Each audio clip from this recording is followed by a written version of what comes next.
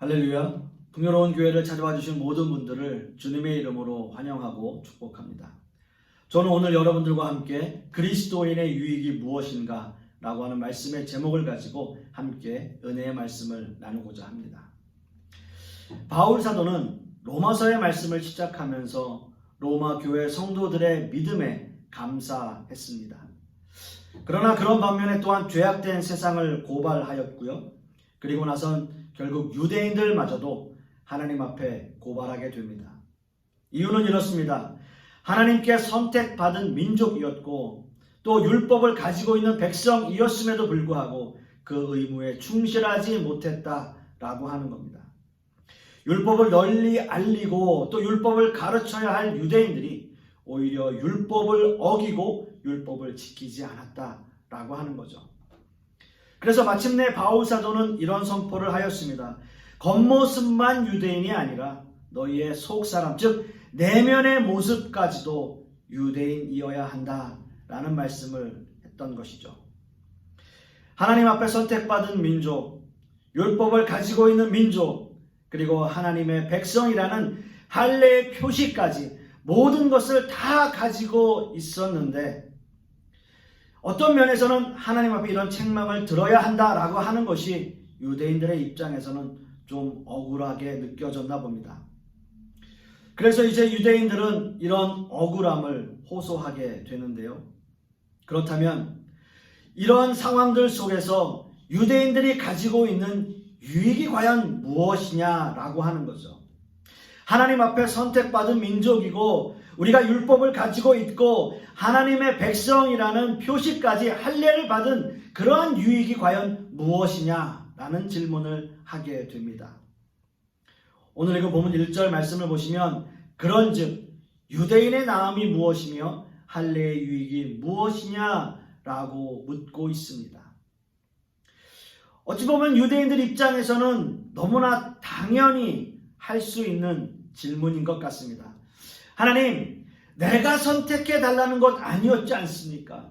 제가 율법 달라고 조른 것 아니지 않습니까?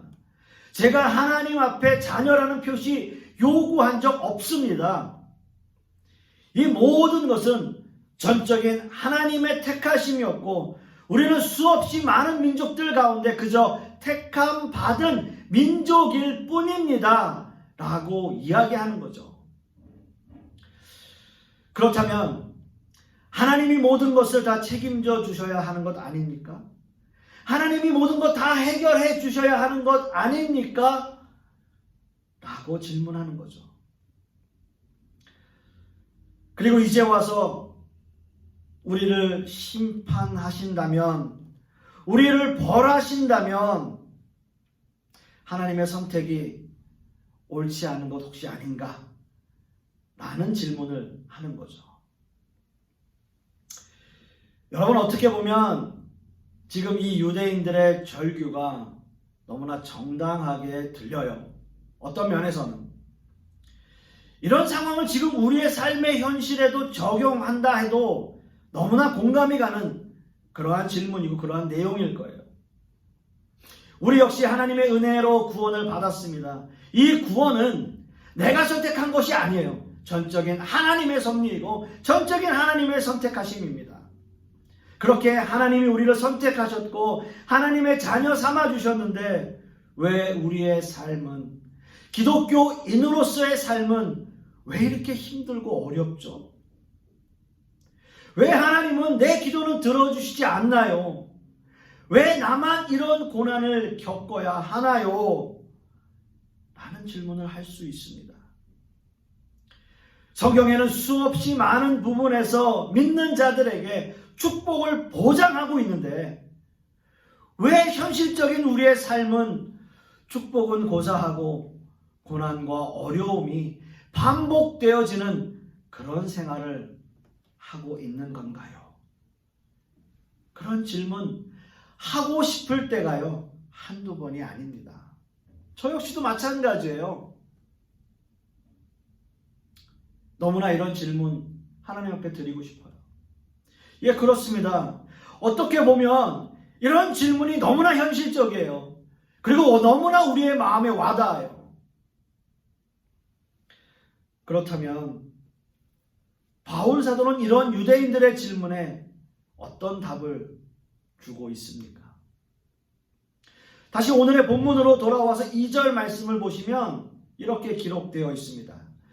범사에 많으니 우선은 그들이 하나님의 말씀을 맡았음이니라 라고 말씀하고 있어요. 범사에 많으니 우선은 그들이 하나님의 말씀을 맡았다라는 거죠. 우선 바울 사도는 하나님께서 주신 유익이 많다, 범사에 많으니 라고 말하고 있습니다. 그리고 대표적인 것으로 하나님의 말씀을 맡았다, 하나님의 말씀을 너희가 맡았다 라고 말씀합니다. 여기서 중요한 사실이 하나 있어요. 왜 바울 사도는 율법을 맡았다, 율법을 맡았다, 그들이 율법을 맡은 자들 아닙니까? 율법을 맡았다라고 하지 않고 말씀을 맡았다라고 했을까요? 왜냐하면 율법보다는 말씀의 개념이 훨씬 더 포괄적이고 훨씬 더 광범위하기 때문이에요. 즉 말씀을 맡았다라고 하는 의미 속에는 하나님과의 언약, 하나님이 주신 율법, 하나님이 직접 말씀하신 계시, 이런 모든 것들을 다 포괄적으로 가지고 있다, 포괄적으로 의미하고 있다라고 하는 것이 그 안에 담겨 있기 때문입니다. 거기에 말씀을 맡았다라고 하는 뜻이 다 포괄되어져 있다라고 하는 거예요. 유대인들의 질문이 뭐였습니까? 유대인의 유익이 무엇이며 할례의 유익이 무엇입니까? 라고 하는 질문이었어요. 그리고 바울 사도의 대답은 하나님의 말씀을, 너희가 하나님의 말씀을 맡았다라는 답이었습니다. 이게 답이에요. 이 답을 유대인들은 과연 어떻게 이해하고 있을까요? 여러분, 이 답이 과연 이해가 가시나요? 이 질문과 답을 이해하기 위해서는요, 이스라엘이 가지고 있는 그들의 오해가 무엇인지를 먼저 알아야 합니다. 유대인들은 어떤 오해를 하고 있는 것일까? 또 다른 의미로 본다면 유대인들은 어떤 오해와 착각 속에 빠져 있는 민족인가? 라고 하는 것을 우리가 먼저 알아야 한다라고 하는 거죠. 먼저 이스라엘 민족은 선민의식을 가지고 있습니다. 하나님께 선택받은 민족이다 라고 하는 선민의식을 가지고 있죠. 물론 하나님은 온 세상 민족 가운데서 한 사람 아브라함을 택하셨습니다. 아브라함이 잘나서 믿음이 있어서 그가 선택받은 만 해서 그래서 아브라함을 택한 것이 아니라 이것은 전적인 하나님의 섭리이고 선택하심이었어요. 그러나 아브라함을 택하신 이유는 이스라엘 민족만을 위한 택하심이 아니라 모든 인류를 구원하시기 위한 하나님의 섭리였다라고 하는 거예요. 갈라디아서 3장 16절 말씀을 보시면 이 약속들은 아브라함과 그 자손에게 말씀하신 것인데 여럿을 가리켜 그 자손들이라 하지 아니하시고 오직 한 사람을 가리켜 내 자손이라 하셨으니 곧 그리스도라 라고 말씀합니다. 자, 이 말씀을 보시면요, 즉 아브라함을 택하시고 자손에게 복을 주겠다 하신 것이 이스라엘 민족들만을 위한 것이 아니라 모든 인류를 구원하실 예수 그리스도를 향해 있다라고 하는 것을 뜻하고 있어요. 즉 예수 그리스도를 구주로 영접한 모든 백성이 진정한 선민이다 라고 하는 뜻이에요. 그래서 여기서 그 자손들이라 하지 않고 복수를 쓰지 않고 자손이라고 하는 단수를 사용했다라고 하는 거예요. 결국 예수 그리스도를 의미한다라고 하는 거죠. 이스라엘 민족은 이것을 착각해요. 이것을 자신들만, 이스라엘 민족들만 구원할 것이다 라고 하는 것으로 착각하고 그것으로 오해하고 있단 말이에요. 이 말씀을. 율법 역시 마찬가지입니다. 율법은 하나님이 모세를 통해서 이스라엘 민족에게 주신 하나님의 법이에요. 선택받은 이스라엘 민족이 어떻게 하나님의 백성다운 모습으로 사느냐라고 하는 것을 알려주기 위해 법을 정해놓은 겁니다. 이스라엘 민족은 애굽에서 400년이나 종살이를 했던 민족입니다. 여러분 한번 생각해 보세요.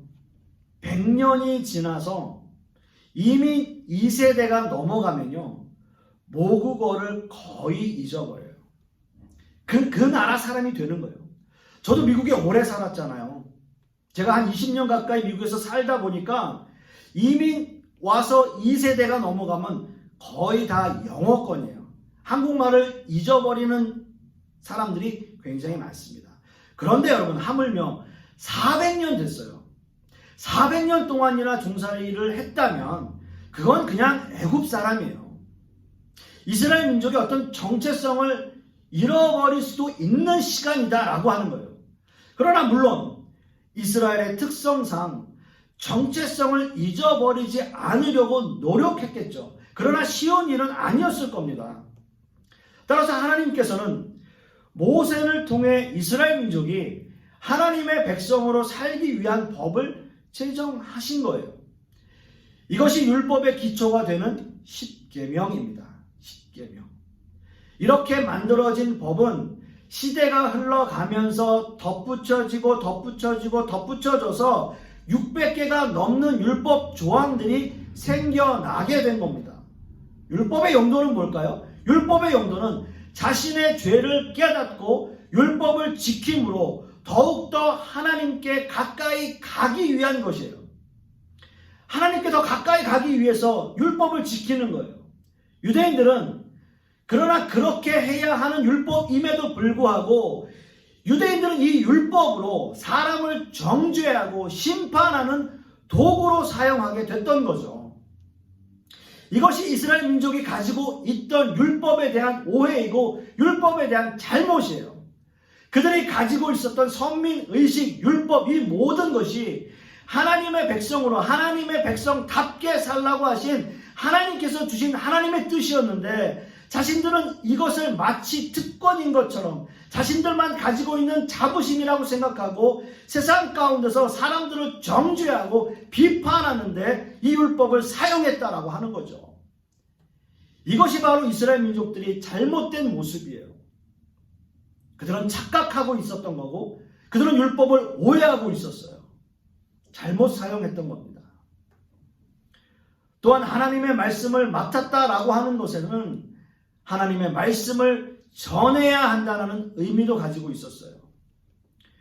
구약 시대에도요, 하나님의 말씀을 듣고 유대교로 편입한 이방 사람들이 참 많이 있었습니다. 출애굽 당시만 해도요, 애굽에 내려진 재앙을 보고 이스라엘의 하나님을 믿기로 작정하고 출애굽 때 이스라엘과 함께한 이방 백성들이 굉장히 많았습니다. 출애굽기 12장 37절 38절 말씀을 보시면 이스라엘 자손이 라암셋을 떠나서 숫곳에 이르니 유아 외에 보행하는 장정이 60만 가량이요 수많은 잡족과 양과 소와 심이 많은 가축이 그들과 함께 하였으며 라고 말씀하고 있어요. 자, 이 말씀 여기서 잘 보세요. 여기서 수없이 많은 잡족이라고 되어 있잖아요. 이 잡족은 짐승이 아니고요. 영어로 이렇게 표현되어 있어요. Many other people. Many other people. 그러니까 다른 민족, 다른 사람들을 이야기하는 거예요. 수없이 많은 사람들. 수많은 사람들이 이스라엘을 쫓아 같이 나온 거예요. 그렇기 때문에 유대교가 이스라엘 민족만의 전유물이 아니었다라고 하는 거죠. 모세 시대만 해도 모든 이방 민족에게 열려져 있었어요. 이런 하나님의 뜻이 변질돼 버린 겁니다. 어느새 이스라엘 민족이 율법을 강화하고 새로 만들어서 이방 민족들을 개 취급하고 무시하고 멸시하는 모습이 돼버린 겁니다.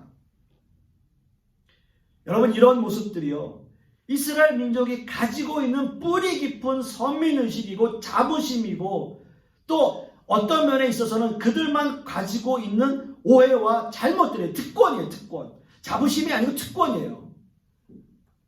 바울 사도는 이것을 비판하고 있습니다. 사랑하는 성도 여러분, 유대인들의 이 질문이 우리가 공감이 갔다면 혹시 유대인이 가지고 있던 오해도 우리가 공감하게 되지 않겠습니까? 아마도 이런 질문과 오해는 지금 이 시대에도 또 저와 여러분들에게도 동일하게 존재하는 그러한 질문과 그러한 공감들이었을 겁니다.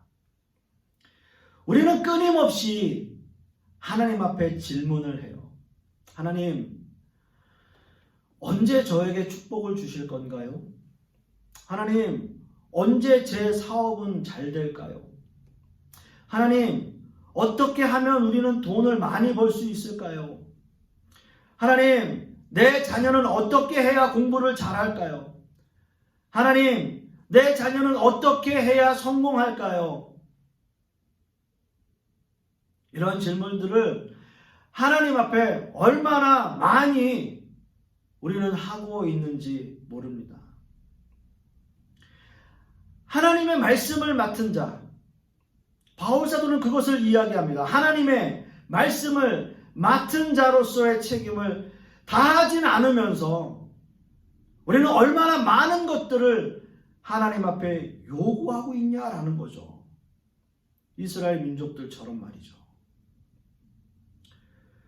그리고 이런 오해를 해요. 하나님이 우리를 선택하셨고 하나님이 우리를 자녀 삼아 주셨으니까 내가 뭘 하든 나는 잘 될 거다. 내가 어려움을 당할 리가 없다. 이건 내가 당해야 할 일이 아니라 기독교라는 종교를 믿을 때 하나님이 복을 주신다 라고 이야기했다. 무조건 나는 복을 받을 거다 라는 말을 하죠.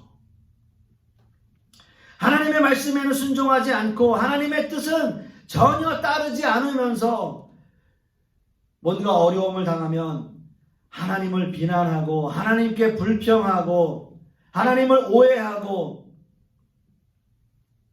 그렇게 낙심하고 그렇게 좌절해요.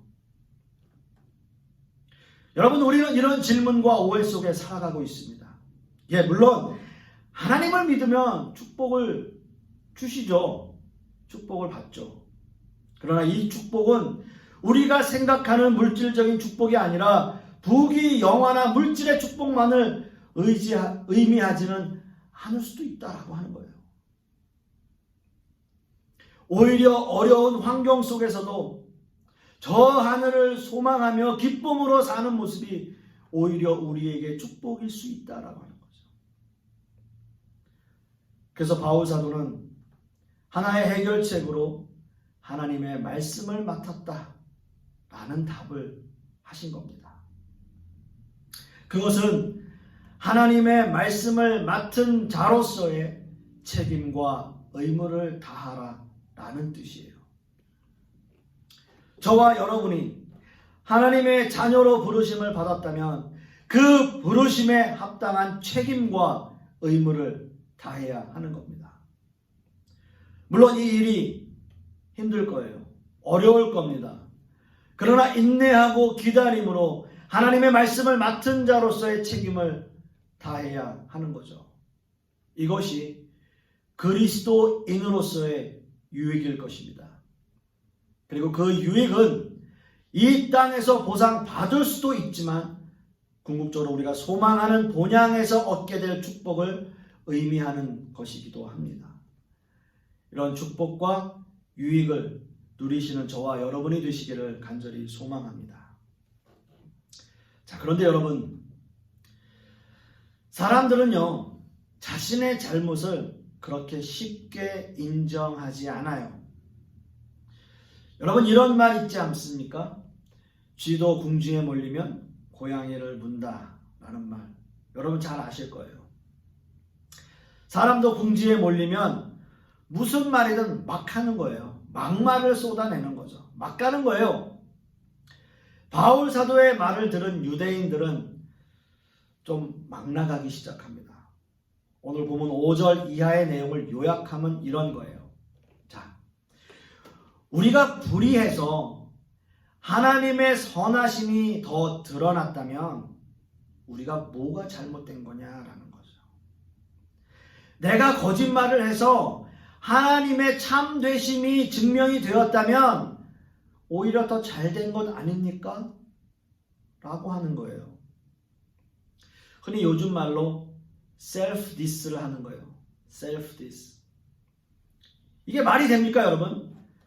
내가 더 못되게 굴어서 상대적으로 상대방이 착해 보인다면 그거 뭐가 잘못됐냐라는 거죠. 오히려 그게 더 상대방에게 좋은 거 아니냐, 이렇게 궤변을 늘어놓는 거죠. 바울 사도는요, 단호하게 대답해요. 결코 그렇지 않다라는 거예요. 결코 그렇지 않다. 여러분 영어 성경에도요 굉장히 단호해요. Certainly not. Certainly not 이라고 대답해요. 절대 아니라는 거예요. 하나님은 어떤 경우에도 선하시고 의로우십니다. 하나님은 어떤 경우에도 선하시고 의로우십니다. 하나님의 선하심과 의로우심은 어떤 외부의 영향도 받지 않으시는 스스로 선하심과 의로우심을 충만하게 드러내시는 분이 바로 하나님이십니다.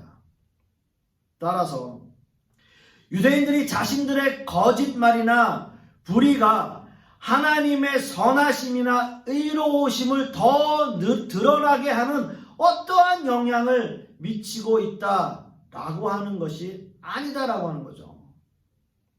그 자체가 오만이고 착각인 거예요. 자신들의 그런 행동이, 자신들의 그런 거짓이, 자신들의 불의가 하나님의 선하심과 의로우심에 어떤 영향을 미쳤다라고 생각하는 것 자체가 오해고 오만이고 착각이라는 거죠. 하나님은 그 유대인들의 어떤 행동으로도 영향을 받지 않으십니다. 즉 하나님은 아브라함을 택하시고 그 자손, 즉 예수 그리스도를 통해 모든 인류를 구원하시기 위한 하나님의 방법이 그 어떤 경우에라도 실패하거나 방해받지 않으신다는 거예요. 착각이에요. 유대인들의 착각이에요. 오만이에요. 사랑하는 성도 여러분, 바울 사도의 이 마지막 말씀에 기독교인으로서 그리스도인으로서의 유익이 있어요. 결국 이 말씀의 뜻은 우리를 향하신 하나님의 계획이 어떤 경우에도 실패하거나 방해받지 않으신다는 뜻입니다. 어떤 경우에라도요.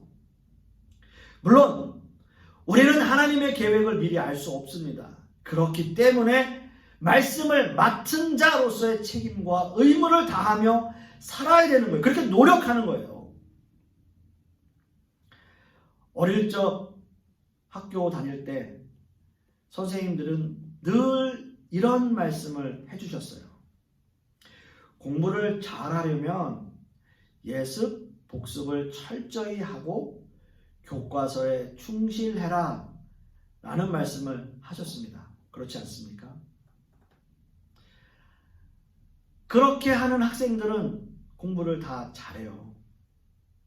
학생으로서 가져야 할 책임과 의무를 다하는 거예요. 예습, 복습 잘하고 교과서에 충실하고. 서울대학교를 수석으로 합격한 아이들 대부분의 아이들의 이야기를 들어보면 교과서에 충실했다 라는 답을 줘요. 저도 여러분들에게 말씀드립니다. 신앙생활을 잘하기 위해서 예습, 복습 철저히 하고 교과서 뭡니까? 성경에 충실해야 됩니다. 교회에서 말씀하는 대로 그 말씀을 따르면 되고요. 엉뚱한 짓 하지 말아야 되고요. 교회에서 하는 거 열심히 쫓아오면 되는 거예요. 예배 열심히 드리고 성경 열심히 읽으시고 서로 교제하고 서로 함께 나누면서 그 안에 우리의 유익이 있다라고 하는 거죠. 말씀을 맺습니다. 사랑하는 성도 여러분, 저에게 그리스도인의 유익이 무엇인가요? 라고 물으신다면 저 역시도 바울 사도의 말씀처럼 하나님의 말씀을 맡은 자로서의 책임과 의무를 다하십시오 라고 답해드리겠습니다. 왜냐하면 거기에 우리의 유익이 있기 때문이죠. 무엇을 가졌다고 우리의 특권만 내세우지 마십시오. 우리가 무언가를 가졌다고 거기에 어떤 자부심을 내세우지 마십시오. 우리를 택하신 하나님의 뜻을 분별하고 더 큰 하나님의 축복을 얻기 위해서 어렵고 힘든 이 세상을 성숙한 그리스도인의 모습으로 살기 위해 노력하는 저와 여러분들이 되시기를 간절히 소망합니다. 거기에 하나님께서 우리에게 주시는 그리스도인의 유익이 있음을 명심하십시오. 기도하겠습니다. 아버지 하나님, 은혜를 감사드립니다.